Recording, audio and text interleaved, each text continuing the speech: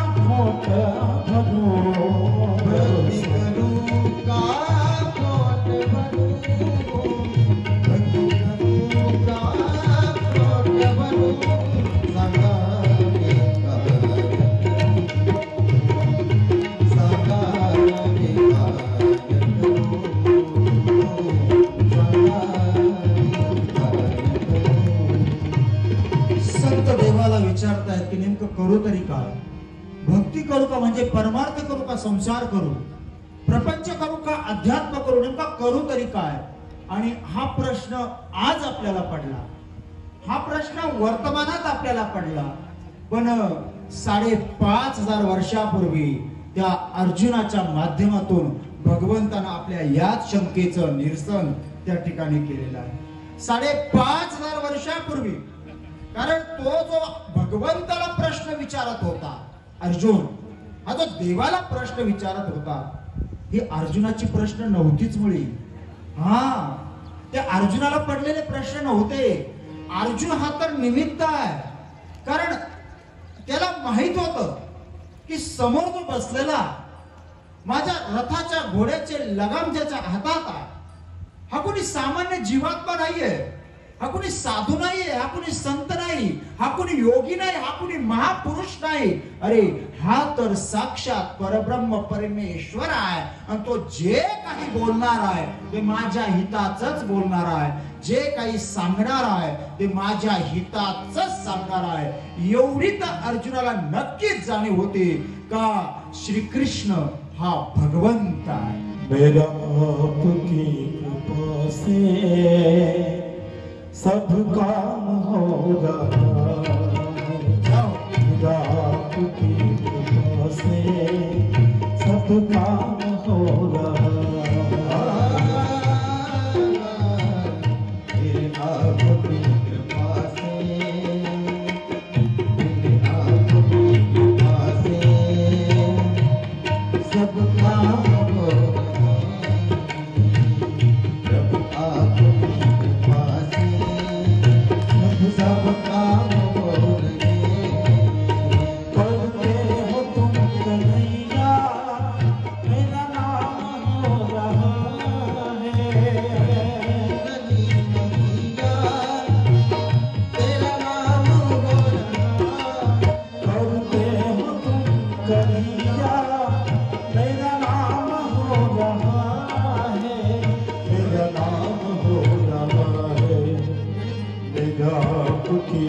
कृपा से सब काम हो रहा है। आपकी कृपा से सब काम हो रहा है। प्रभु आपकी अर्जुनाला एवढी तर जाणीव नक्कीच होती, मेरा नाम समोर जो बसलेला आहे भगवंत आहे. कारण अर्जुन हा काही इतकी सामान्य नव्हता, तुमच्या आमच्यासारखा सामान्य जीवात्मा नव्हता. सर्वज्ञ श्री चक्रधर स्वामी सांगतात, अर्जुन सकळ सामग्री या सामग्रीवंत. त्याच्याकडे फक्त एका गोष्टीची उणीव होती, सगळ्या गोष्टी तो परिपूर्ण होता, सगळ्या गोष्टी तो परिपूर्ण होता. तरीही त्याला प्रश्न पडला, तरी तो शंकाग्रस्त झाला. याचं कारण काय? खरंच अर्जुनाला प्रश्न पडले होते का? खरंच तो मोहग्रस्त झाला होता का? अरे अर्जुन तर हा आपला प्रतिनिधी आहे. आपल्या आजचे प्रश्न, आज आपल्याला पडणारे प्रश्न अर्जुनाने 5,500 वर्षापूर्वी देवाला विचारले होते. नाहीतर अर्जुनाला माहित होतं, मेरा आपकी कृपा से करते हो तुम कन्हैया, मेरा नाम हो रहा है।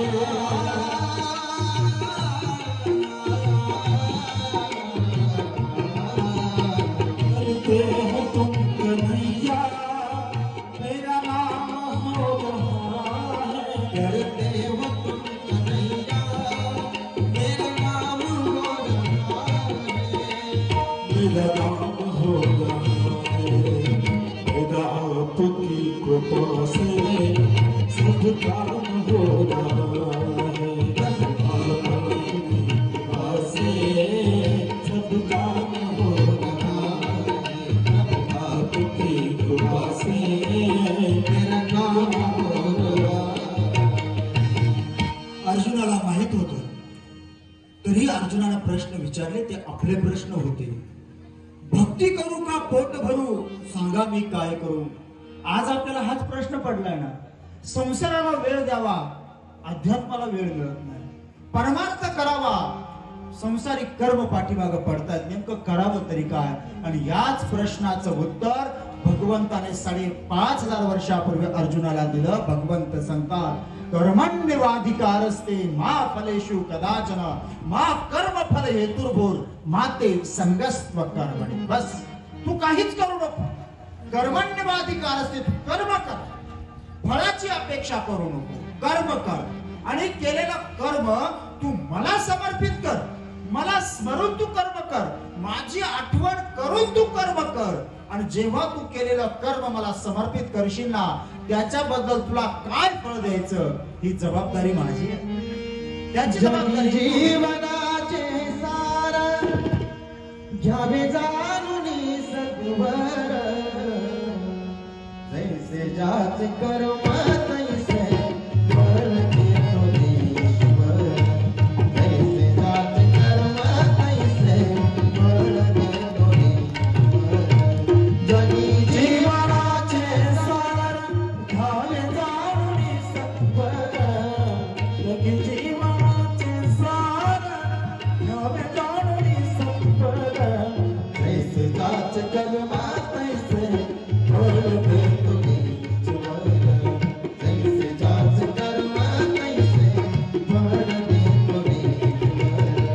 जैसे जाच कर्म तैसे फळ देतो ईश्वर.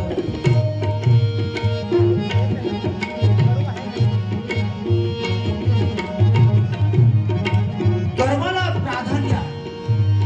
आपली संस्कृती जी आहे ही कर्म प्रधान संस्कृती आहे.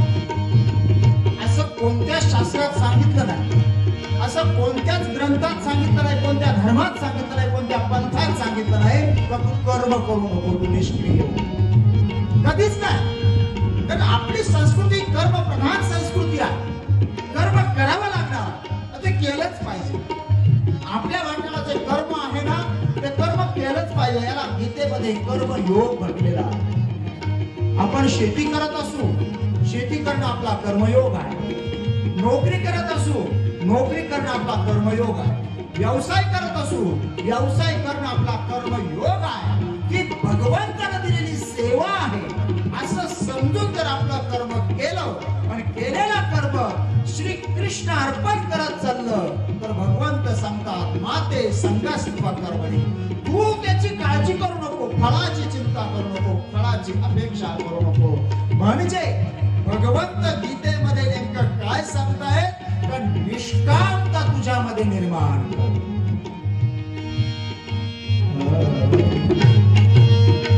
मुनी झाला नीतिवंत, मुनी झाला कीर्तिवंत, देह परो आत्मारा हो, साक्षी झाला भगवंत.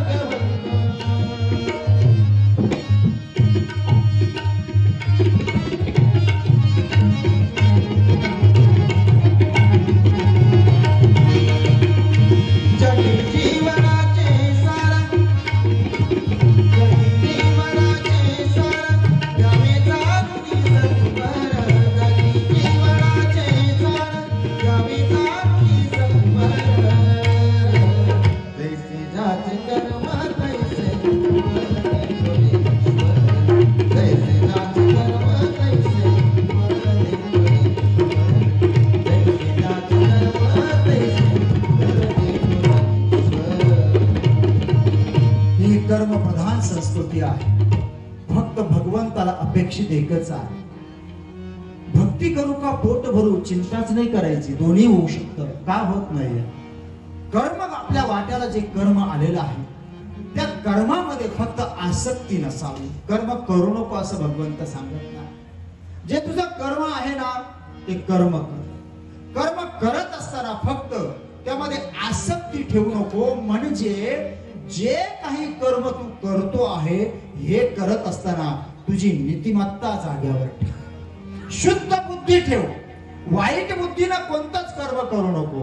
शुद्ध सात्विक बुद्धीनं केलेलं कर्म, भगवंताचं नाम स्मरण करत केलेलं कर्म हे प्रत्यक्ष भगवंत स्वीकारतात आणि त्याच्या बदल्यात जीवाला काय फळ देऊन जातील हे तुम्हा आम्हाला नाही सांगता येत. नाम तुझे घेता देवा होई समाधान. नाम तुझे घेता देवा होई समाधान.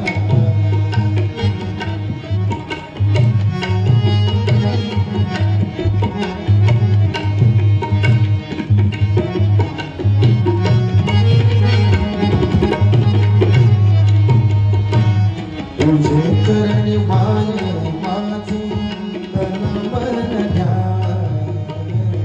तुझे चरणी माने माझे तन मन ध्यान. नाम तुझे घेता देवा होई समाधान. नाम तुझे घेता देवा होई समाधान. नाम तुझे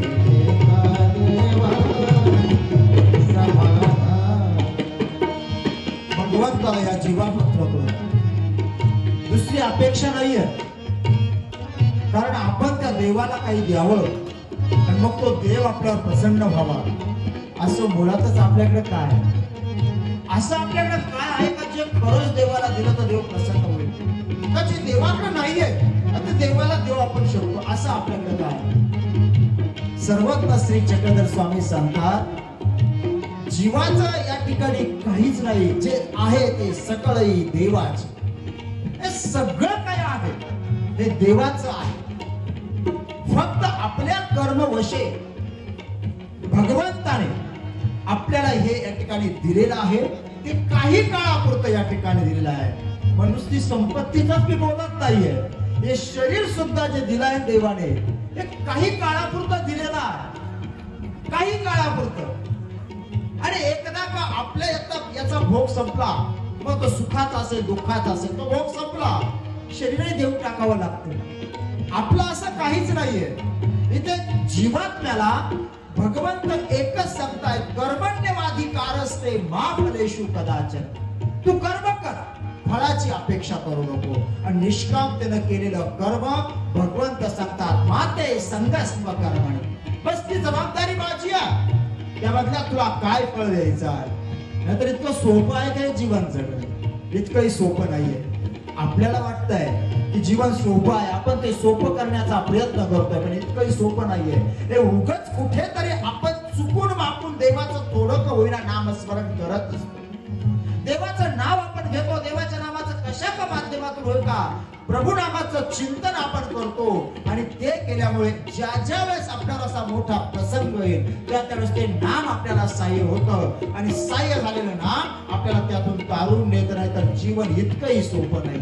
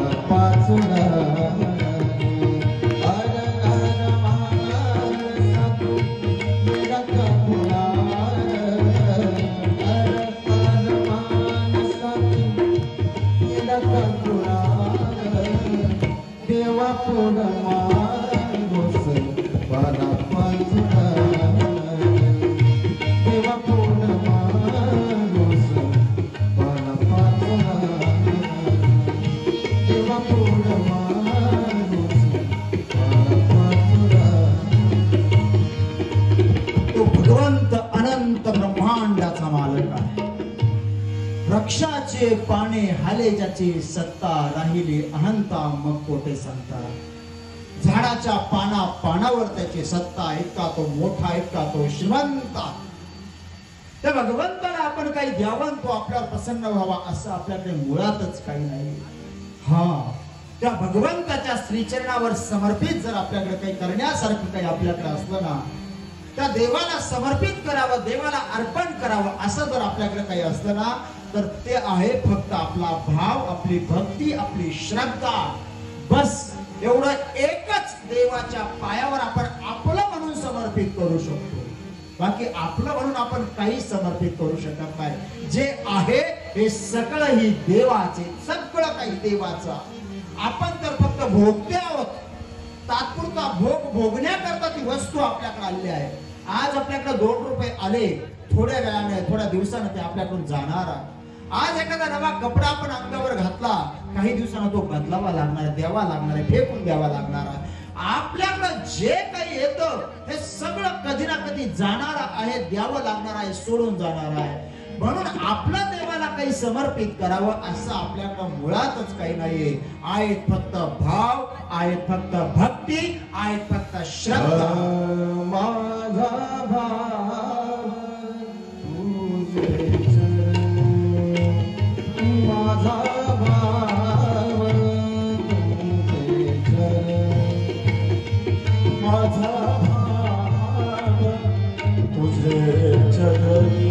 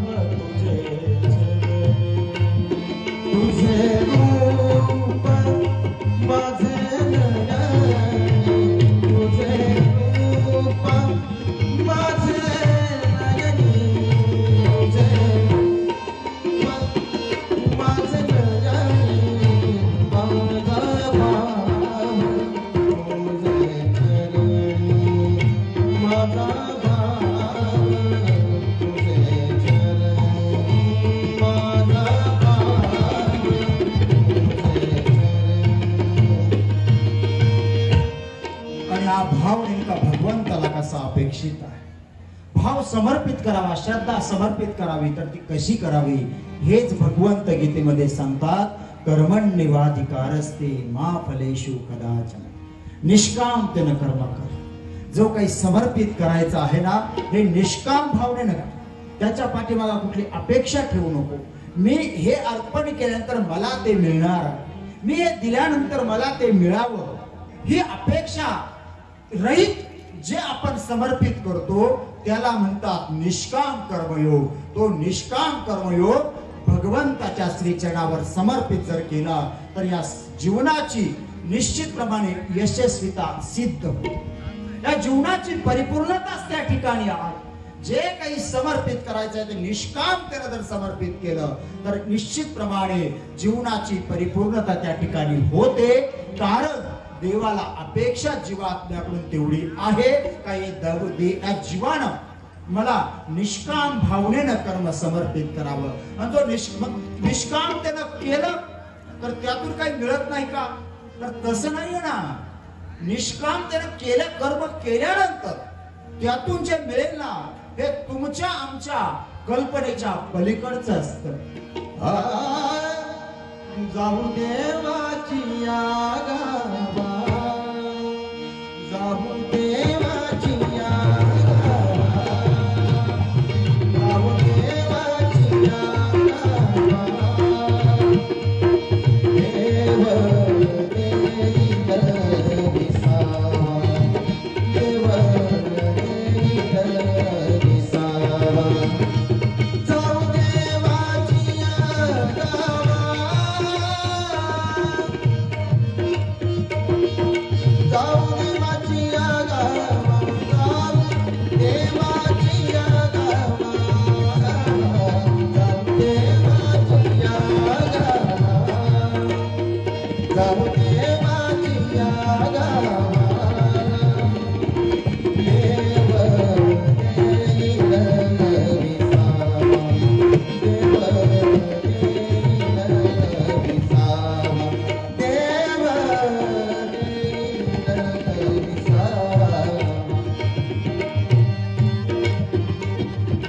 जीवनामध्ये हे खूप महत्वाचं आहे।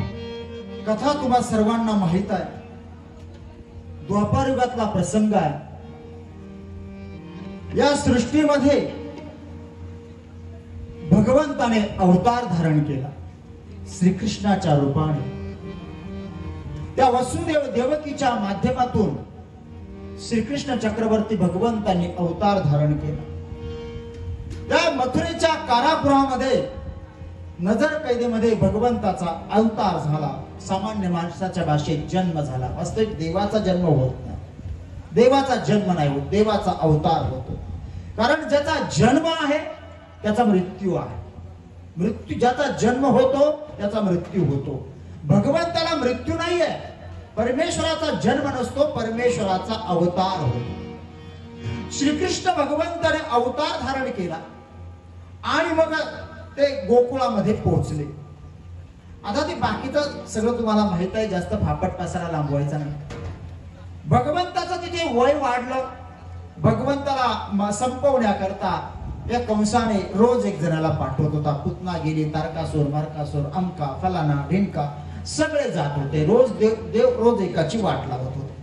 असं करता करता करता भगवंताचं वय वाढलं आणि वय वाढल्यानंतर भगवंताच्या खोड्या वाढल्या आणि म्हणून देवाला म्हणजे श्रीकृष्ण भगवंताला अभ्यास करण्याकरता गुरुकुळामध्ये सांदीपान ऋषीच्या आश्रम मध्ये नंद बाबाने यशोदेने पाठवलं।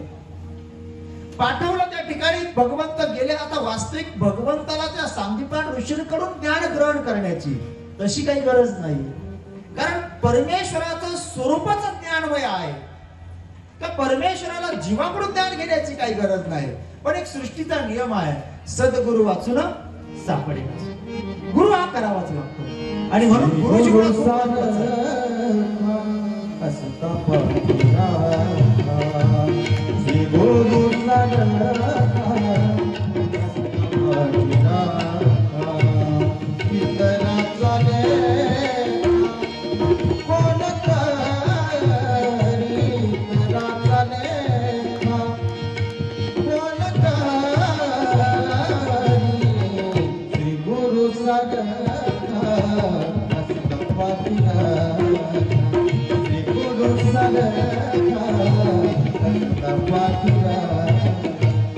गुरु जीवनात करावाच लागतो आणि म्हणून भगवंताने त्या संदीपान ऋषींना स्वतःच गुरु करून घेतले. तिथे अभ्यासाला गेल्यानंतर त्या ठिकाणी भगवंताला एक मित्र भेटला. त्याचं नाव होतं सुदामा. त्याचं नाव होतं सुदामा. आता सुदामाचं भगवंताचं मित्रत्व जुळलं. अगदी जीवच्च कंठस्थ मित्र झाले. वास्तविक दोघांमध्ये कुठली साम्यता नाहीये, कारण मित्रत्व कुणामध्ये होतं, दोघही सारखे पाहिजे नाही का, विचाराने, आचाराने, सगळ्याच गोष्टीने.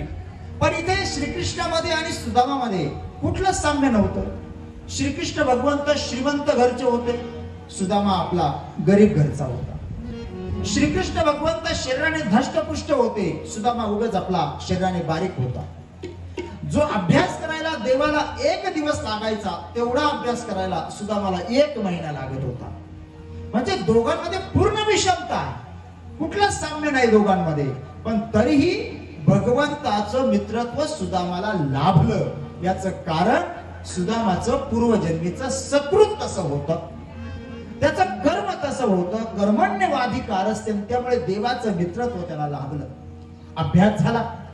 पुढे चालून भगवंत अभ्यास पूर्ण झाल्यावर इकडे गोकुळात आले आणि त्या अकुराच्या माध्यमातून भगवंत मथुरेला पोहोचले. तिथं त्या हाणामाऱ्या झाल्या, तो कंस संपवला आणि त्या ठिकाणी उग्रसेनाला राजा भगवंताने केलं आणि त्या जरासंधानं आक्रमण करायला सुरुवात केली आणि त्या जरासंधाच्या वैतागाला कंटाळून भगवंतानं द्वारका स्थापन केली. द्वारकेला गेले, बळीभद्र देवाला म्हणजे बलरामांना राजा केलं आणि स्वतः राज्यकारभार त्या ठिकाणी पाहू लागले.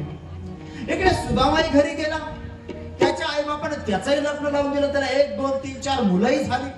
आईबाप दोघंही देवदर्शनाला गेले आणि त्या सुदामाचाही उदरनिर्वाह चालू झाला, त्याचाही प्रपंच चालू झाला.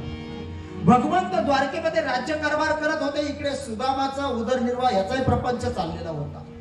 पण हा प्रपंच चालू असताना सुदामाचा त्याचा कर्म आहे, तो संसार करतो.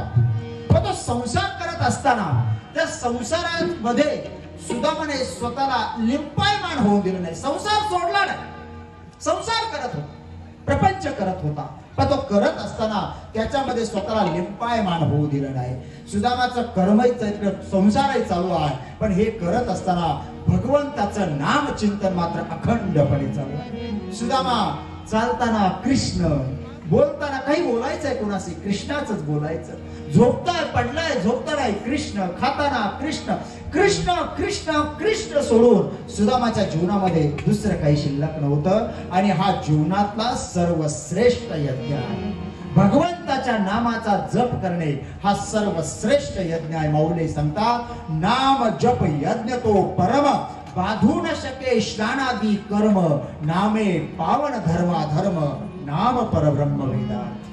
भगवंताचं नाम हा भगवंतच आहे आणि म्हणून सर्वश्रेष्ठ जीवनातला यज्ञ तो भगवंताचं नाम स्मरण करणे. कुठल्याही निमित्ताने होईना सुदामा भगवंताचं नाम स्मरणच करत होता अखंड.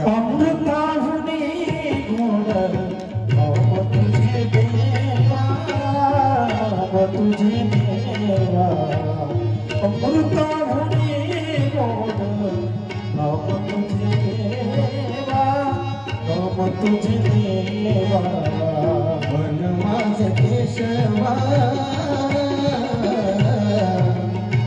मन माझे केशवा, मन माझे केशवा. नामा माने, नामा माने, अमृता हुने गोड, नाम तुझे देवा, नाम तुझे देवा. अमृता हुने गोड, नाम तुझे देवा, नाम तुझे देवा.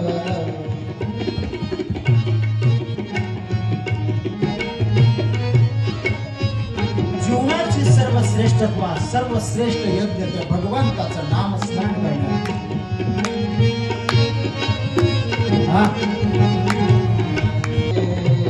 जीवनातला सर्वश्रेष्ठ यज्ञ त्या भगवंताचं नाम स्मरण करणे हा आहे. सुदामाच्या जीवनामध्ये कृष्ण कृष्ण कृष्णाची परिपूर्णता झालेली होती. पण कर्मवशे सुदामाच्या सुदामाला दारिद्र्य प्राप्त झालं होतं. दारिद्र्य म्हणजे तो काय भीक मागून वगैरे जगत नव्हता. आता हे कथा पुस्तकामध्ये कादंबऱ्यांमध्ये सुदामा खूप विचित्र रेखाटला गेला. तो इतकाही काही दरिद्री नव्हता की त्याला खायलाच मिळत नव्हतं, इतकाही काही दरिद्री नव्हता. पण एका अर्थाने विचार केला, भौतिक दृष्ट्या, भौतिक संपत्तीच्या दृष्ट्या जर विचार केला तर थोडी गरिबीच होती. बरा सुदामा आहे सारखा कृष्ण कृष्ण करतोय, कर्म सोडत नाही, जे कर्म आहे ते करतो, पण त्याच्यामध्ये आसक्ती नाही. त्याची पत्नी नेहमी सुदामाला म्हणायची का तुम्ही नेहमी कृष्ण कृष्ण कृष्ण करता, मग तुम्ही जर त्या कृष्णाकडे गेले, तो कृष्ण द्वारकेचा राजा आहे असं म्हणतात, आणि गेले त्या कृष्णाकडे आणि त्याला जर आपली परिस्थिती समजावून सांगितली आणि त्याने जर थोडीशी मदत केली आपल्याला, तर आपल्याला पत्र्याच्या घराचं स्लॅबचं घर बांधता येईल, नाही कमी साधी साडी नेसते मला पैठणी नेसता येईल, मुलांना साध्या सेल मधला ड्रेस घेतो आहे, मुलांना चांगला प्रीमियम ड्रेस घेता येईल, म्हणजे काहीतरी आपल्याला थोडं चांगलं प्राप्त होईल. का तुमचा मित्र श्रीमंत राजा. आता सुदामा सांगतो अगर सुशीला त्या कृष्णाकडे जावं आणि मग त्याच्याकडे काही मागावं, त्याची गरजच नाही. त्या कृष्णाकडे काही मागावं लागत नाही का, त्याला सगळं कळतं. मला काय हवं आहे ना त्याला सगळं कळतंय, तो सर्वज्ञ, त्याला सगळं कळत आहे. जे मला हवं, जितकं मला गरजेचं आहे तेवढं तो मला देणार आहे.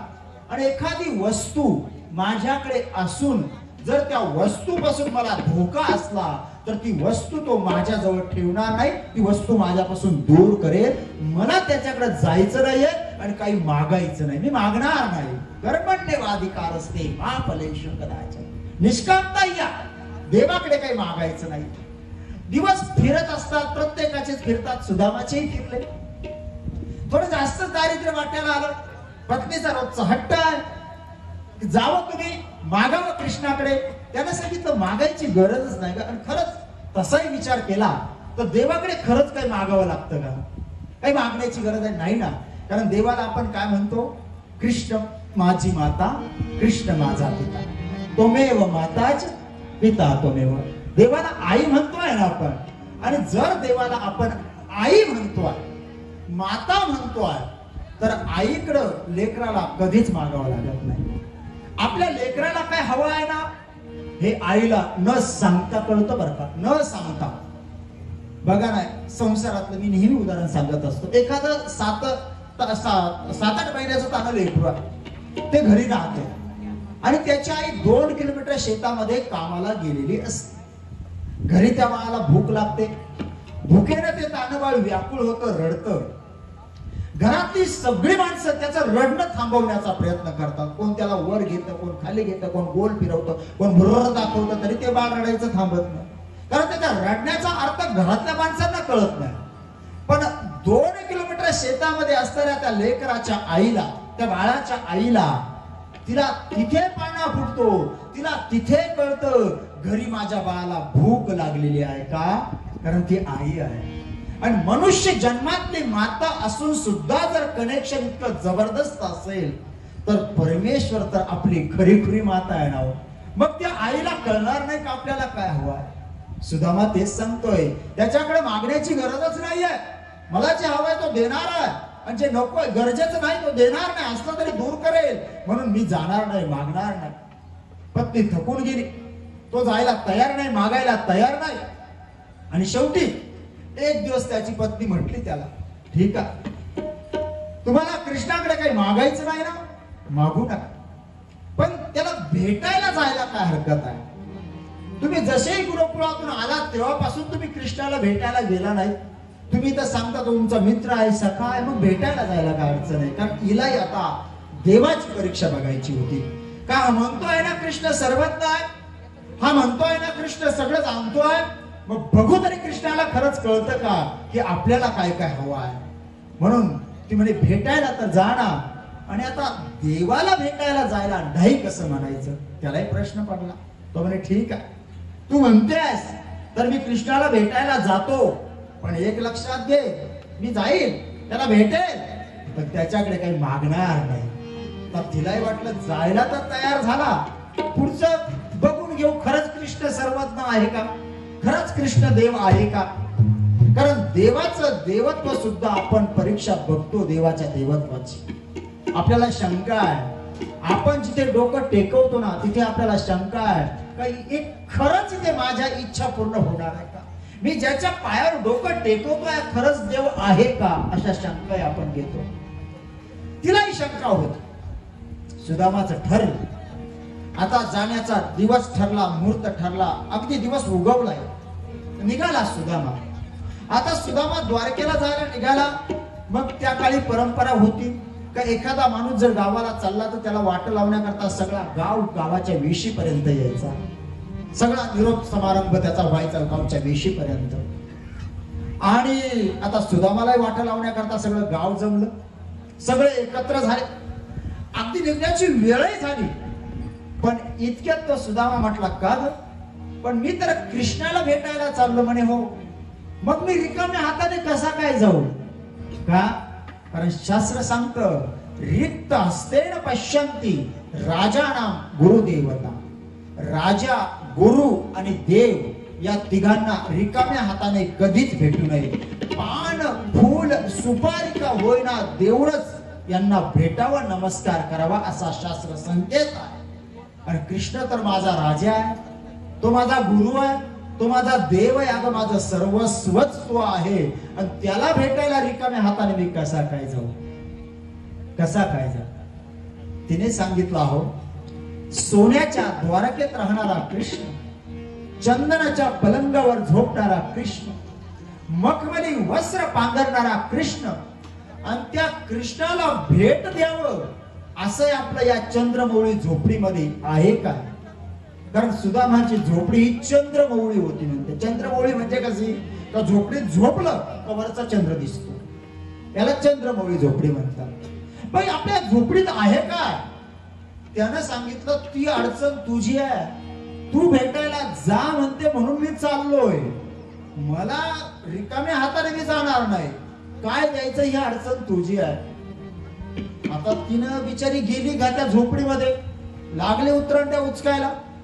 आता एक एक उतरंडी उचकता उचकता उचकता त्या गाडग्यांमध्ये काही सापडत नव्हतंच. काही तर सापडेल कसं काय? नव्हतंच काय. ती भगवंताची लीळा. एक मळक्यात तिला जाणवलं यात काहीतरी आहे. आणि म्हणून तिनं काय केलं, वलचणीवरचा कपडा ओढला. आता तो कपडा वलचणीवरचा आहे, तो धुरकटलेला आहे. कारण चुलई तिथंच, वळणी तिथंच, कपडा इथं धुरकटलेला होता. तो कपडा ओढला, तो खाली अंतरला आणि ते गाडगं त्याच्यावर पालथं केलं. आता ते पालथं केलं, त्याच्यामध्ये होते पोहे, तेही जाळं लागलेले. असंच आहे ना? पोहेच होते का? कारण मला प्रश्न पडतो त्या काळात पोहे बनवण्याची फॅक्टरी होती का? प्रश्न आपल्याला पडत नाही. बाबा लोक सांगू सांगू थकले. थकले म्हणजे ते सांगतायत, आपण ऐकतोय. पण खरंच पोहे नेमके आले कुठून त्यावेळेस? कारण पोहे बनवण्याकरता फॅक्टरी लागते, बरोबर आहे ना? त्याच्याशिवाय तर पोहे त्याच्या झाडाला काही पीक नाही पोह्याचं. पोहे फॅक्टरी शिवाय तयार होऊ शकत नाही, यंत्राशिवाय तयार होऊ शकत नाही. आणि तेव्हा खरंच यंत्र होते का? कारण त्यानं तर पोहे दिले होते. मग तेव्हा पोहे होते का? तर होते, पोहे होते. पण आता ते कसे होते आता हे नाही सांगता येणार लगेच. कारण आता सांगितलं परत तुम्ही एकतर माझं प्रवचन ऐकायला लोक येतच नाही, आले तर बसू वाटत नाही, आणि बसले तर मग परत तुम्ही मला डबल बोलवणार नाही. मग त्याच्यापेक्षा राखून ठेवतो ते का पोहे कसे होते ते परत कधीतरी सांगेल. पण ते पोहे होते. हा, पोहे होते, हे खोटं नाही. पोहे होतेच, त्यात शंकाच नाही. ते पोहे होते. ते टाकलं, ते गाठोडं बांधलं आणि बांधल्यानंतर दिलं सुदामाकडे. आता त्याला विचारायला काय माहिती, काही हवं आहे त्याला, काहीतरी मिळालंय देवाला भेटण्याकरता. त्यानं घेतलं, ते काठीला गाठोडं अटकवलं आणि श्रीकृष्ण गोविंद हरे मुरारे हे नाथ नारायण वासुदेव. श्रीकृष्ण गोविंद हरे मुरारे हे नाथ नारायण वासुदेव. श्रीकृष्ण गोविंद हरे मुरारी, श्रीकृष्ण गोविंद हरे मुरारी हे नाथ नारायण वासुदेव.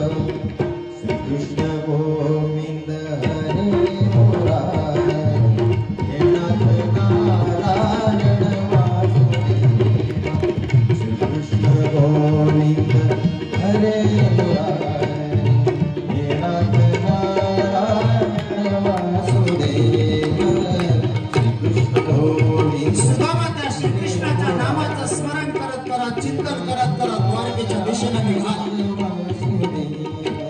सुदामाच्या डोळ्यापुढे कृष्ण आहे. हे नाथ नारायण सुदामा द्वारकेच्या दिशेने निघाला. सुदामाचं गाव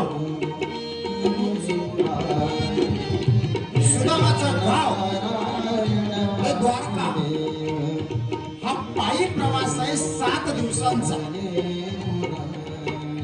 आणि 7 दिवस पूर्ण सुदामाच्या जीवनाची कलाटणी देणारे हे 7 दिवस होते. आपल्यामध्ये सप्ताह 7 दिवसाचा करण्याची परंपरा जी आली ना ही तेव्हापासूनची आहे. कारण हे 7 दिवस जे असतात ना ते जीवनाला कलाटणी देणारे असतात. फक्त त्यामध्ये जीवाने स्वतःला समर्पित करून घेतलं पाहिजे. 7 दिवसाचे कर्म कर्तृत्व जो पूर्ण करेल त्याचं जीवन बदलल्याशिवाय राहणार नाही. सुदामा भगवंताच्या नामाचं चिंतन हे त्याच्या गावापासून निघाल्यापासून तर द्वारकेला पोहोचेपर्यंत कृष्ण कृष्ण कृष्ण करत होता. श्रीकृष्ण गोविंद हरे मुरारी देवाच्या नावाशिवाय त्याच्या जीवनात काही शिल्लक नव्हतं.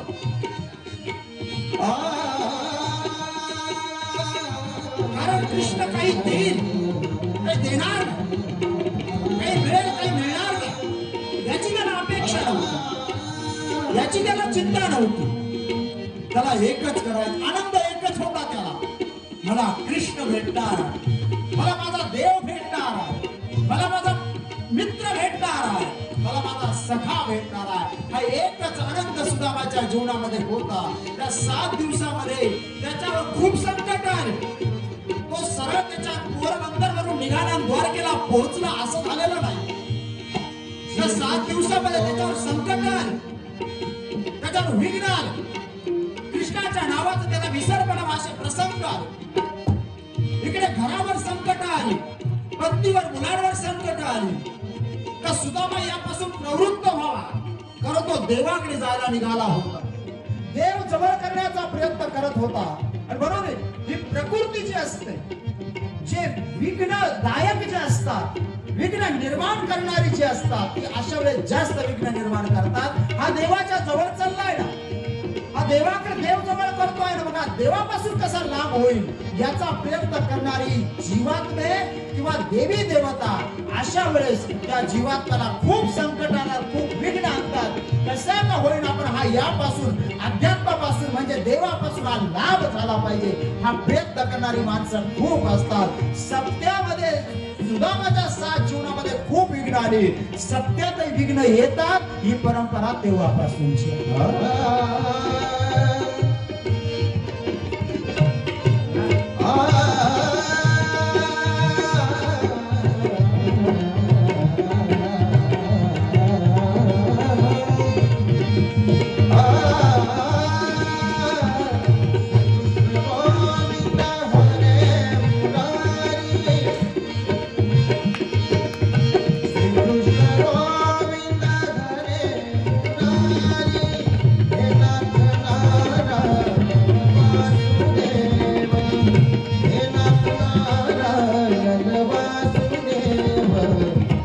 कृष्ण गोविंद हरे मुरारी हे नाथ नारायण वासुदेव श्रीकृष्ण गोविंद हरे मुरारी हे नाथ नारायण वासुदेव. पण किती विघ्न येऊ द्या, किती संकट येऊ द्या, पण त्यावेळेस जर आपण परमेश्वराच्या नामाचं चिंतन जर आपल्या मुखामध्ये असलं, त्या देवाचं नाव जर आपल्या अंतःकरणामध्ये असलं, हृदयामध्ये असलं ना तर ते सगळे विघ्न परमेश्वर अगदी सहज दूर करतो.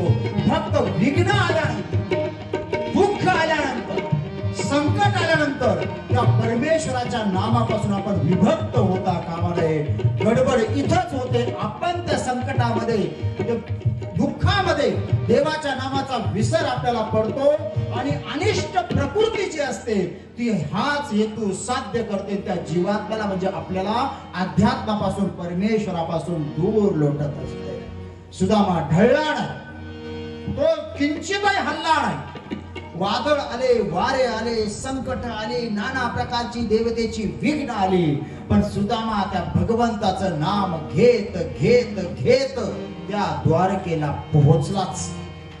तो पोहोचल्यानंतर त्यानं जेव्हा बघितलं त्या गावाची वेश सोन्याची होती आणि त्या वेशीमधून आत आला आणि आत आल्यानंतर त्यानं राजवाड्याचा पत्ता विचारला की कृष्णाचा राजवाडा कुठे आहे, नेमका राजवाडा आहे कुठे कृष्णाचा. आणि त्याला राजवाड्याकडे बोट दाखवून आता तो त्या राजवाड्याकडे निघाला. पण राजवाड्याकडे जात असताना जेव्हा तो त्या द्वारकेचा वैभव तो बघत होता, कारण असं म्हणतात का त्या गावातली घरही सोन्याची होती, त्या घरांचे ओटेही सोन्याचे होते, म्हणजे सगळं काही अगदी संपन्न वैभवशाली द्वारका होती, वैभवशाली संपन्न होती. आता सगळं बघत बघत बघत सुदामा राजवाड्याकडे चालला होता. आणि जेव्हा हे सगळं वैभव बघितलं त्यानं विचार केला, अरे हे गाव किती श्रीमंत आहे, हे गाव किती वैभवशाली आहे, आणि एवढं मोठं वैभवशाली गाव, एवढं मोठं वैभवशाली राज्य, आणि या राज्याचा राजा कोण, तर कृष्ण. कृष्ण कोण आहे, तर कृष्ण माझा मित्र आहे.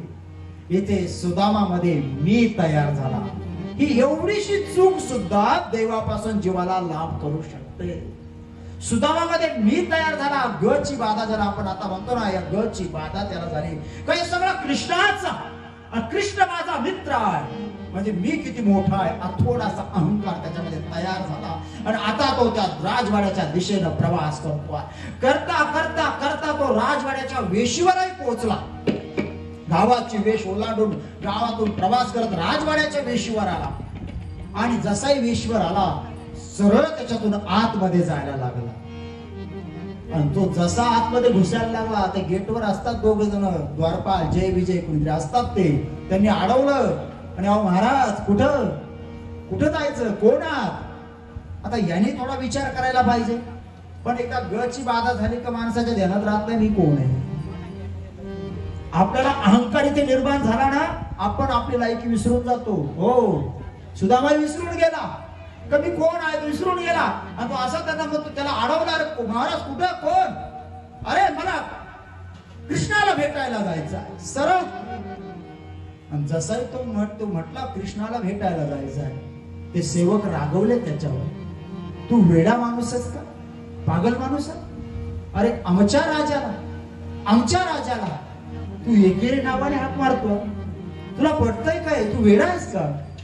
तर सुदामा हसायला लागला, तर म्हणतो अरे राजा असेल तुमच्या करता, माझा तो मित्र आहे, मी त्याचा मित्र आहे. जसाही तो म्हटला मी त्याचा मित्र आहे, ते हसायलाच लागले. सगळे सेवक हसायला लागले, चेष्टा करायला लागले. आणि बिचाऱ्यांची काय चूक होती, त्यांची तरी काय चूक होती, कारण सुदामा कृष्णाचा मित्र कुठूनच शोभत नव्हता, कुठूनच नाही.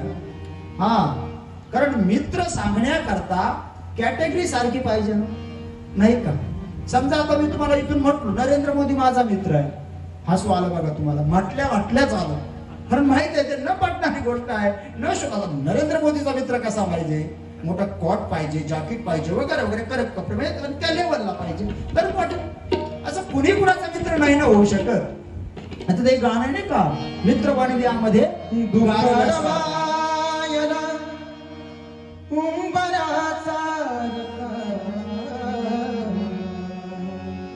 मित्र बनव्यामध्ये गारव्यासारखा,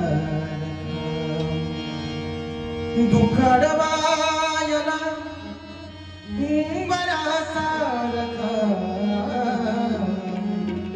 मित्र बनव्यामध्ये गारव्यासारखा.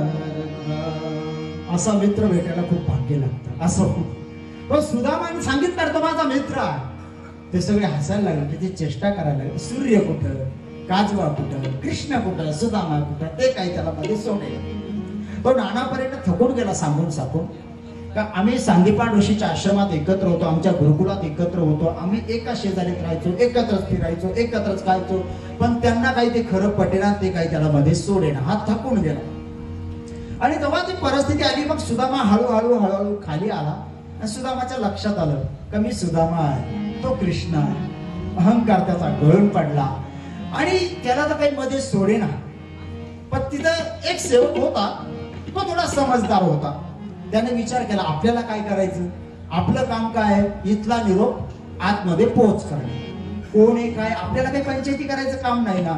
आपलं काम आहे इथला निरोप आतमध्ये पोहोच करायचं, एवढं आपलं काम आहे. म्हणून तो असतो ना एखादा, नाही तर सगळ्या किटल्या चहापेक्षा गरमच राहतात. असा विचार केला तर सगळ्या किटल्या चहापेक्षा गरमच आहे. पण एखादी किटली कोटिंगची असते, जिची कोटिंग म्हणजे संस्काराची कोटिंग चांगली असते, का ती तापत नाही वगैरे, नाही तर बाकी सगळ्या किटल्या गरमच आहे. तसं एखादं चांगलं राहतं. त्यानं विचार केला आपलं काम काय, इथला निरोप आतमध्ये पोहोच करायचा. तो गेला राजवाड्यात आणि आतमध्ये गेला तर नेमकंच भगवंताचं स्नान झालं होतं. पितांबर नेसलेले होते, अंगावर त्यांचं भरजरी वस्त्र होतं आणि भगवंताच्या पत्नी भगवंताचे पाय धुत होत्या. म्हणजे श्री चरण क्षालन करण्याचा विधी नेमका चाललेला होता. आणि अशा वेळेला तो सेवक भगवंताच्या महालामध्ये आला. आल्यावर नमस्कार, मुद्रा, दंडवत काय असेल तो केला. सांगितलं म्हणे महाराज दाराशी कुणीतरी भेटायला आलाय. आता तो भगवंत आहे, सर्वज्ञ आहे, पण देवाने मान नाही वर केली. असे भगवंत पाय धुत होते, पत्नी देव तिच्याकडे पाहत होते, सगळे उभे होते, देवानं मान नाही वर केली. देवानं विचारणारे कोण इतका महत्वाचा माणूस आला, को तू सरळ माझ्या महालात आला, अजून माझा आटोपलेला नाही रोजचा विधी. मी आलो असतो, सिंहासनावर बसलो असतो, मग दरबार भरला असता, मग क्रमाने एकेकाचे निरोप आले असते. तू सरळ महालात आला, तुला त्या माणसाला थोडं थांबवता आलं नाही का, तुला थांबता आलं नाही का? म्हणे महाराज त्याला मी खूप थांबवण्याचा प्रयत्न केला, खूप त्याला काढून देण्याचा प्रयत्न केला, मग तो माणूस जात नाहीये, ऐकत नाही. म्हणे आहेत कोण पण एवढा महत्वाचा कोण आहे, म्हणे कुठून तरी दूर देशाहून आला आणि तो त्याचं नाव सुदामा सांगतो आहे. आणि जसंही सुदामा नाव भगवंताने ऐकलं, भगवंत ताड करून उभे राहिले. कुठे सुदामा, कुठे? म्हणे महाराज आम्ही त्याला वेशीवरच अडवलं, गेटवरच अडवलं, आतमध्ये नाही येऊ दिलं. देव तुम्ही वेडे आहात का? वेडे आहात? अरे तो एकतर येतच नव्हता, एकतर येतच नव्हता आणि आता आलाय. आणि आता जर मला न भेटता परत गेला तर हा परत येणार नाही, हा परत येणार नाही. म्हणून भगवंत पळायला लागले. पायामध्ये चपला नाही घातला देवाने. सुदामा नाव ऐकल्यावर भगवंत पळायला लागले. आता देव पळतोय म्हटल्यानंतर देवाच्या पत्नी भगवंताच्या पाठीमागे पळायला लागली. आता त्या पळतायत म्हटल्यावर त्यांच्या सगळ्या दासी त्यांच्या मागे पळायला लागल्या, सगळे सेवक पळायला लागले. का पळतोय कुणालाच माहित नाहीये, का पळतोय, फक्त देव राजा पळतोय ना, आपण पळायला पाहिजे. ते पळतायत, सगळे पळतायत. बरं हे सगळं घडता घडता वेळ ही झाली 11:30-12ची दुपारची वेळ झाली. भगवंताचा राजवाडा ते राजवाड्याची वेश हे अंतर 2 किलोमीटरचं आहे. वास्तविक ती द्वारका पाण्यात बुडाली, प्रति द्वारका त्या ठिकाणी आहे, आजही परिस्थिती तीच आहे. राजवाडा ते राजवाड्याची वेश हे अंतर 2 किलोमीटरचं आहे. खाली राजस्थानी फरची अंतरलेली आहे, कडक ऊन पडलेलं आहे. ती फरची कडक तापलेली आहे उन्हाने आणि त्या कडक तापलेल्या फरचीवरून अनंत ब्रह्मांडाचा मालक अनवाणी पळत सुटला. अनवाणी बिना चपलाचा तो भगवंत पळतोय. कुणा करता? एखाद्या राजा करता, एखाद्या महाराजा करता, एखाद्या संता करता, योग्या करता, विद्वाना करता, पंडिता करता नाही ना. एक साधारण सामान्य जीवात्मा आहे सुदामा. त्याच्या करता अनंत ब्रह्मांडाचा मालक अनवाणी पळत सुटला. आणि जेव्हा भगवंत अनवाणी पळायला लागले त्यावेळेस ब्रह्मांडातल्या 81 कोटी 1.25 लाख 10 देवतावर जमा झाले. ब्रह्मांड हादरलं, हादरलं ब्रह्मांड. या परमेश्वराला झालंय का? किती जोरात पळत सुटला, ऊन किती तापलंय, फरची किती तापली. देवान पळतोय कुणा करते का? दरिद्री जीवा करता, ज्याच्या अंगावर कपडे सुईचे नाही, पळतोय त्याच्या करता. सगळी सभा चकित झाली. ब्रह्मांडातल्या देवता जमल्या, भगवंत पळतायत आणि त्या तापलेल्या फरचीवरून पळत असताना तुम्ही विचार करा भगवंताला किती त्रास होत असेल. कारण मुळात परमेश्वराचं जे स्वरूप आहे ना, मूळ स्वरूप हे खूप नाजूक आहे बरं का, खूप हलका आहे. किती नाजूक आहे माहिती आहे? तुम्ही एक फोटो बघितला असेल कृष्णाचा. हे फुल असतं, त्या फुलातून असे 3 परागकण वरती आलेले असतात. फुलातून 3 परागकण वरती आलेले असतात आणि त्या 3 परागकणावर श्रीकृष्ण भगवंत बासरी वाजवत अलगद उभे आहेत. असा फोटो तुम्ही बघितला असेल. किती हलका फुल, किती हलकं, त्यात ते 3 परागकण किती हलके आणि त्यावर भगवंत अगदी सहज उभे आहे. किती हलकं स्वरूप आहे, किती नाजूक आहे देवाचं स्वरूप. तो नाजूकही तितकाच आहे, पण गरज पडली ना तो कठीणही तितकाच. तो भगवंत पळत सुटला. सगळे ब्रह्मांडातल्या देवता जमा झाल्या. देवाला झालंय काय, आणि पळत पळत पळत भगवंत वेशीपर्यंत पोहोचले. तोपर्यंत सुदामा निराश झाला होता. त्याच्या लक्षात आलं होतं आता आपली भेट होणार नाही. कारण कृष्णाची भेट घेणं इतकंही सोपं नाही, देव भेटणं इतकंही सोपं नाहीये. तो सुदामा निराश झाला होता आणि आता तो पाठ मान वळवून 4 पावलं पुढे गेला. इतक्यात भगवंत तिथं पोहोचले आणि देवाने बघितला हा तर चालला. एक तर हा येतच नव्हता आणि आता आलाय. तर आता जर न भेटता परत गेला तर हा परत येणार. आणि म्हणून देवानं बेंबीच्या देठापासून त्या सुदामाला हात मारले. सुदामा,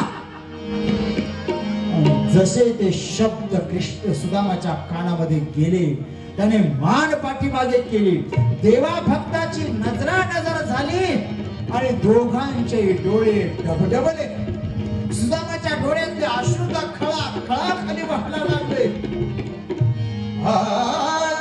आता तोटे गावे मन, आता तोटे गावे मन, आता तोटे गावे मन.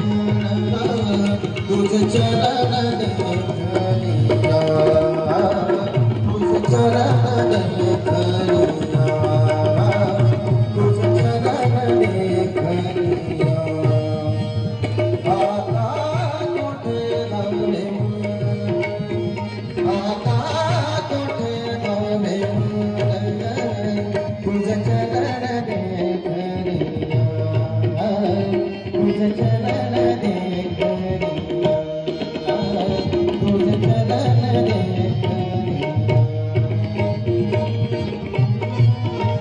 दोघांचे डोळे डबडबले. श्रीकृष्ण भगवंताच्या डोळ्यात सुद्धा पाणी जमा झालं. जमिनीवर नाही पडू दिलं, पडत नाही. देवाच्या पायाचं डोळ्यातलं पाणी तर या जमिनीवर पडलं ना मोठा विनाश होईल.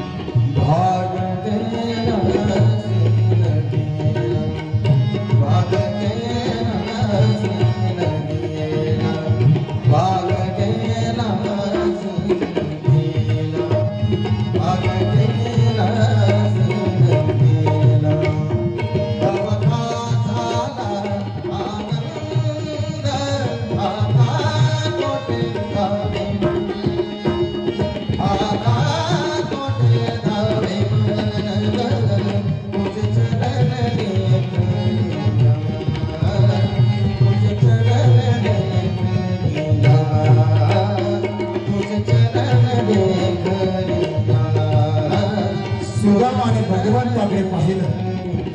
देवा भक्ताची नजरानजर झाली आणि सुदामाच्या डोळ्यातून अश्रू खळखळा व्हायला लागले. सुदामा देवाला मनातले मनात विनंती करतोय, अरे कृष्णा, माझ्याकरता आणि या सामान्य दरिद्री जीवाकरता कृष्णा अनवाणी पळत आलास. किती चटके बसतात तुझ्या पायाला रे देवा. माझ्याकरता पळत आलास. अरे मी गेलो नसतो तुला भेटल्याशिवाय गेलो नसतो रे. इथे थांबून राहिलो असतो. एखाद्या धर्मशाळेत मुक्काम केला असता. 2 दिवस 4 दिवस, महिना 2 महिने 6 महिने मी गेलो नसतो तुला भेटल्याशिवाय. माझ्याकरता तू पळत आला. सुदामा रडतोय, देवाच्या पायाकडे पाहतोय. प्रेम रसे बैसली, प्रेम रसे बैसली,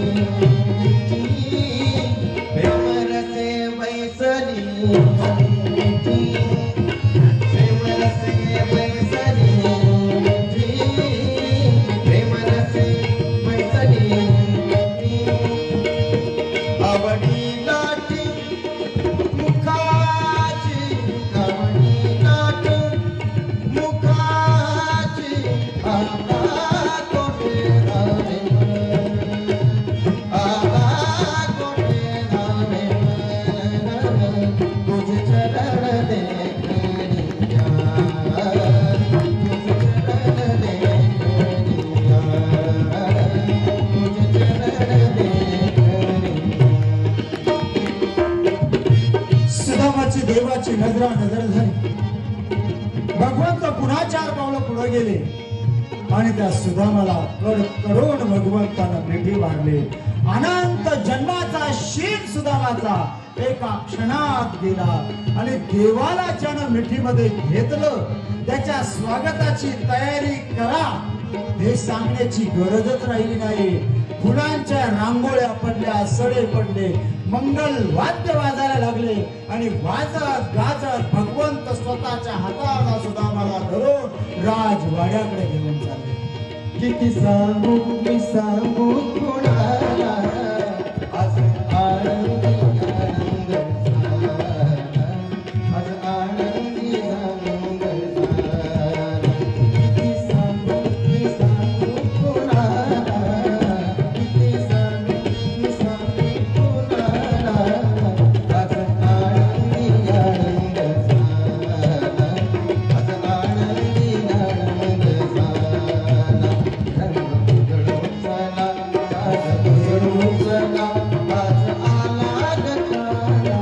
झाला. किती सांगू मी सांगू कोणाला, आज आनंदी आनंद झाला, आज आनंदी आनंद झाला, आज आनंदी आनंद झाला. वाजत गाजत तो सुदामा भगवंत स्वतःच्या राजमहालामध्ये सुदामाला घेऊन आले. आल्यानंतर त्या राजमहालात घेऊन आले. फक्त घेऊनच नाही आले तर स्वतःच्या सिंहासनावर भगवंताने सुदामाला बसवले आणि आता सुदामाचा सुख सोहळा त्या ठिकाणी चालू झाला. भगवंताची एक पत्नी यायची, सुदामाचे पाय धरायचे, पाया पडायचे, आशीर्वाद घ्यायची, बाजूला द्यायची. दुसरी तिसरी एक जण येत होता. सगळा देवाचा परिवार सुदामाचे आशीर्वाद घेत होता. सुदामा ते सगळं वैभव बघून हरकून गेलेला होता. आता हा सुख सोहळा त्या ठिकाणी चालू असताना तो सुख सोहळा चालू असताना सगळ्यांचं भेट का झाला आणि हळूच भगवंत सुदामाच्या थोडस जवळ सरकले आणि देवाला सुदामाला देव म्हणतो, अरे सुदामा, इतक्या वर्षानंतर मला भेटायला आलास, तुला काही अडचण आली का? तुला काही अडचण आहे का? इतक्या वर्षानंतर मला भेटायला आला. सुदामाने सांगितलं, नाही बा, मला काही अडचण नाहीये. नाही, तुला काही लागत असलं तर मला सांग. अरे माझ्याकडे सगळं भरपूर आहे. तुला काही हवं आहे का? मला नाही, मग मला काही नको आहे. तर आता देव द्यायला उत्सुक झालाय, देवाला द्यायचंय सुद्धा मला, पण हा मागतच नाही. मग देवाचं असंच आहे का आपण मागितलं ना तर आपण कर्म केलं, त्या बदल्यात जे हवं आहे ते देव आपल्याला देतो. आपलं कर्म स्वीकार करतो, आपल्याला हवं आहे ते देतो. देव रिकामा, आपण रिकामा, कुणाचा कुणाकडे बॅलन्स शिल्लक राहत नाही. आणि देवाचं तेच झालं होतं. हा सुदामा फक्त कर्मण्यवाधिकार असते, निष्काम कर्मयोगी होता. म्हणून देवाकडे एवढा याचा बॅलन्स साठला होता, इतका बॅलन्स साठला होता का देव द्यायला उत्सुक आहे, पण हा अजूनही मागतच नाहीये. कारण मागितलं का जेवढं आपलं आहे तेवढं देव देतो, पण मागितलं नाही, नुसतं कर्म केलं, निष्काम कर्मयोग केला, निष्कामतेनं कर्म केलं आणि जर आपण काही मागितलं नाही म्हणजे जरा निष्कामता असं कर्म केल्यानंतर जेवढा हवा आहे ना आपल्याला किंवा त्याच्या बदल्यात जेवढं मिळणार आहे त्याच्या 10 पट देवाला द्यावं लागतं. का? मागितलं नाही. मागितलं तर जेवढं आहे तेवढंच देतो, पण मागितलं नाही त्याच्या 10 पट द्यावं लागतं. म्हणून आता हा मागत नाही पण देवाला द्यायचा. तो म्हणतो नाही, मला काही अडचण नाही. मग तुला अडचण जर नाही, तुझं काही काम नाही, मग इतक्या वर्षानंतर तुम्हाला भेटायला आला, काही कारण तर असेल ना? नाही, मग तुझी आठवण आली म्हणून तुला भेटायला आलो. मग इतक्या वर्ष तुला आठवणच आली नाही का? तो कृष्ण आहे, कसा तरी त्याला बोलायचा प्रयत्न करतोय. मग तुला इतक्या वर्ष आठवणच आली नाही का? सुदामाने सांगितलंय, बघ बाबा, तुझी रोज आठवण मला येत होती, मला काही अडचण नाहीये, माझं तुझ्याकडे काही काम नाहीये, मला तुला भेटायला यावंसं वाटलं, मी तुला भेटायला आलो. आता याच्या उपर काही विचारू नको. देवाचा नाईलाज. बरं ठीक आहे, आला तर आला, इतक्या वर्षानंतर आला, मग मला काय आलं? आता ते गाठोडं कसं बाहेर काढायचं? एवढं वैभव बघितलंय आणि ते गाठोडं काढावं कसं बाहेर. तो गप्प बसला. कृष्ण सांगतो, अरे सांग ना सुदामा, मला काय आणलं. तो गप्प बसला. तो म्हणतो, कृष्णा तुला काय हवंय रे, काय कमी आहे तुझ्याकडे. अरे तू सोन्याच्या घरामध्ये राहतोय, चंदनाच्या पलंगावर बसतोय, सोन्याचं सिंहासन आहे, मखमली वस्त्र पांघरतोय, वरजरी वस्त्र पांघरतोय, तुला काय कमी आहे. कृष्णाने सांगितलंय, बघ माझ्याकडे सगळं आहे, मी सगळ्या गोष्टीने परिपूर्ण आहे. अरे पण मी राजा आहे ना, आणि तू राजाला भेटायला तर रिकाम्या हाताने कसा काय येऊ शकतो. आपल्या गुरुने आपल्याला काय शिकवलं तू विसरून गेला का. रिकाम्या हाताने मला भेटायला कसा काय येऊ शकतो, सांग मला काय आणलं. तो सांगतो, ते गाठोडं काढतच नाही, बोलायला तयारच नाहीये. आणि कृष्णाला त्याला बोलतं करायचं आहे. कृष्णाला त्याच्याकडून काहीतरी निमित्त का होईना तुला स्वीकार करायचा, कारण देवाला द्यायचा आहे सुदामाला, खूप काही द्यायचं आहे. पण देवाची अडचण अशी आहे का जोपर्यंत जीवाकडून काही समर्पित होत नाही तोपर्यंत देवालाही काही देता येत नाही. म्हणून याच्याकडून काहीतरी समर्पित करून घ्या. नाहीच काही झालं ना समर्पित, कमीत कमी देवाचं नाम का होईना पण नाम समर्पित झालंच पाहिजे. श्रीकृष्ण गोविंद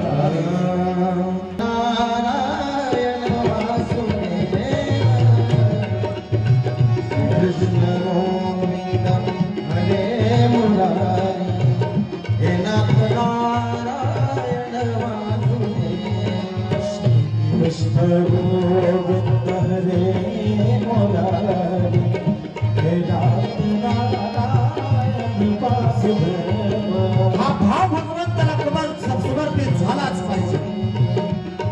हा भाव जरी समर्पित झाला ना तरी भगवंत जीवाकडून समर्पित झालं पाहिजे. कृष्णाला तेच अपेक्षित आहे. कृष्णाला तेच अपेक्षित आहे. पण सुदामा गाठोडं करायला तयार नाही, गाठोडं बाहेर करायला तयार नाही. देव सांगतो, अरे सांग मला काय आणलं. शेवटी कृष्ण म्हणतो, ठीक आहे एक वेळेस तू चुकू शकतोस, तू नाही मला काय आणणार, पण वहिनी तर असं करणार ना, त्या तुला माझ्याकडे रिकाम्या हाताने पाठवणार नाही. तरी हा गप्पचा कृष्ण सांगतो, त्यांनी काहीतरी दिलं असेल पण माझ्या वाट्याचं तू नक्कीच खाला असेल, तू चोर आहेस. आणि हे शब्द सुदामाच्या जिव्हारी लागले. चोर म्हणतो मला, मी तर अखंडपणे म्हणतोय ना श्रीकृष्ण गोविंद.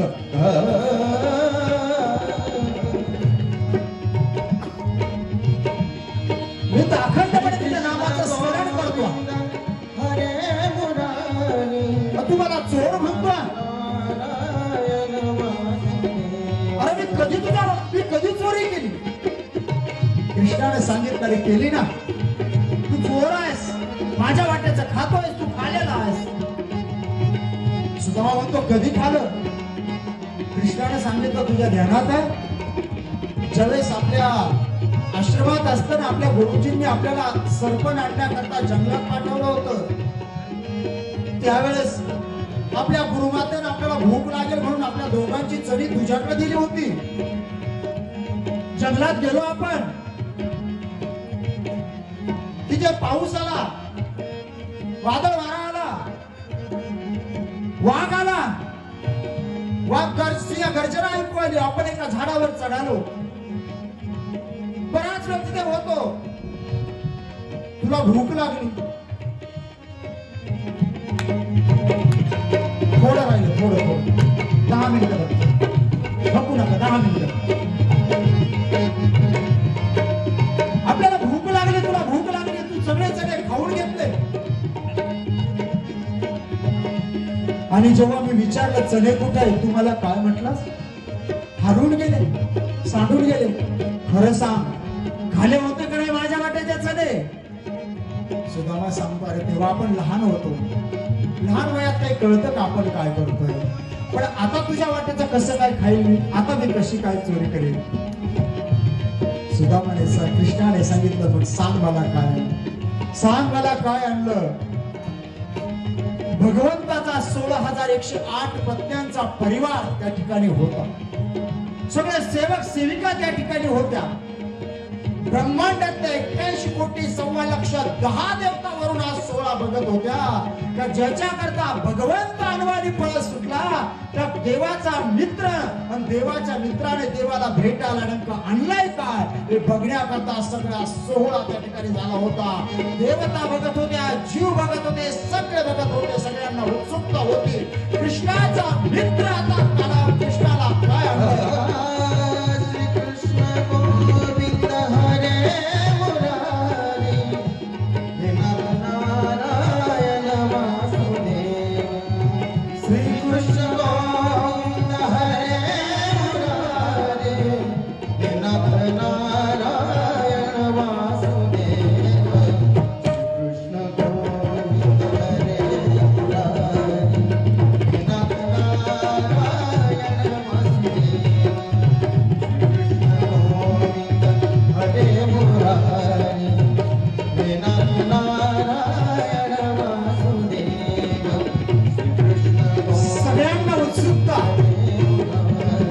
मित्र देवाला भेटायला देवाला आणलंय का. सुदामा लाजतोय. भगवंताने बघितलं हा काहीतरी लपवतो आणि म्हणून भगवंताने सुदामाचा हात धरला आणि असा पुढे ओढला. हातामध्ये होत गाठोड आणि जेव्हा ते गाठोड बघितलं सगळेजण हसायलाच लागले. सगळे हसायला लागले. अरे देवाचा मित्र देवाला भेटायला आला. ज्या मित्राकरता देव अनवाणी पळत सुटला त्या मित्राने देवाला भेटायला आणलं काय तर म्हणे गाठोड. हसायला लागले. देवाने सगळ्यांकडे एक नजर फिरवली आणि देवाने त्या गाठोड्याची गाठ सोडली. जशी गाठ सोडली सगळ्यांनी नाकाला हात लावला. वास आला त्यातून. कारण तो कपडा धुरकटलेला होता, मळलेला होता. सगळ्यांनी नाकाला हात लावला आणि मध्ये बघतात काय जाळ लागलेले पोहे. आता सगळे घाबरले. सगळे विचार करायला लागले आता देव रागवेल का. कृष्ण सुदामावर चिडेल का. कृष्ण सुदामाला शाप देतील का, चेष्टा करतील का, काय करेल कृष्ण. सगळ्यांना उत्सुकता लागली. सुदामाच्या डोळ्यात होता खळखळा अश्रू वाहताय. तो मनातल्या मनात जप करतोय श्रीकृष्ण गोविंद.